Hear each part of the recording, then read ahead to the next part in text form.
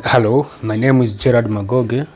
I've decided to spend some of my time just to give a brief summary of the book called You Were Born Rich by Bob Proctor, the book that we have been given by Madam Christine for us to read. I saw that it's just a wonderful book, so it's better if I just give a summary of this book for those who maybe in one way or the other want to get time to read the whole book, or maybe they don't have that inspiration of reading the books.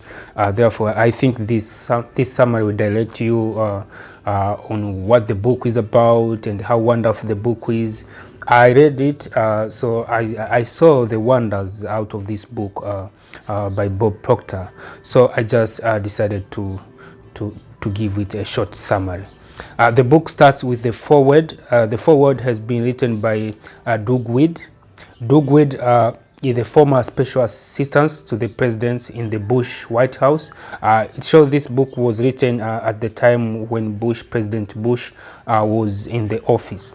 So this Doug Wead started by saying that Zig Ziglar may be the master motivator. Mark Victor of Chicken Soup for the Soul. There's this book called Chicken Soup for the Soul. That Mark Victor is the master storyteller. Anthony Robbins may be the guru of personal development, but Bob Proctor is the master thinker. That when it comes to systematizing life, no one else can touch him. He's simply the best. That's the summary of the foreword. He talked a lot about Bob Proctor. For the book has a total number of 10 chapters. There's 10 wonderful chapters out of this book, but for the sake of this introduction part, I will just discuss here just chapter 1, just a single chapter. Starting with chapter 1, it has the heading called Me and Money. Me and Money. Bob Proctor starts with a scenario. There's this scenario called the Edgewater Beach Hotel.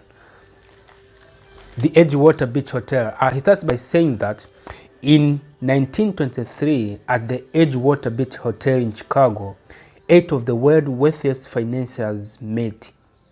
These 8 men controlled more money than the United States government at that time. Only 8 people, they had the money that are more than the US budget or the US government had at that time. But he continued to say that 25 years later, these 8 people, each of them had a mess life. Their life was at a mess. They ended that in a bad way, to be short and clear. That their life ended in a very bad way. That one of them lived on borrowed money for 5 years, but he died bankrupt. One went insane. Another died abroad, insolvent. The other one was pardoned from prison so he could die at home. Another 2 died of suicide, and the last one killed himself.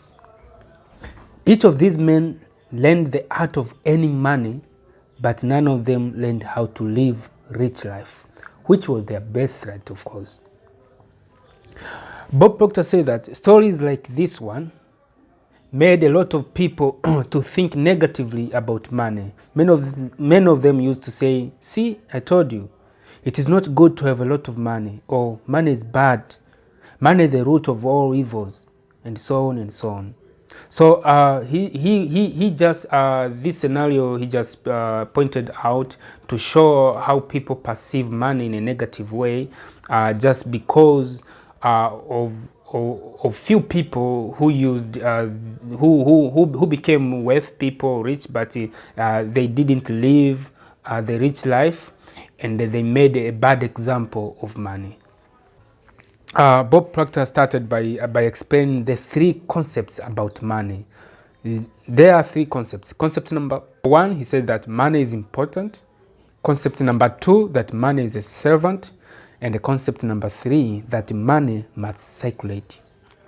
Starting with concept number 1 of money is important, Bob Proctor said that people used to say money isn't everything, that money isn't important.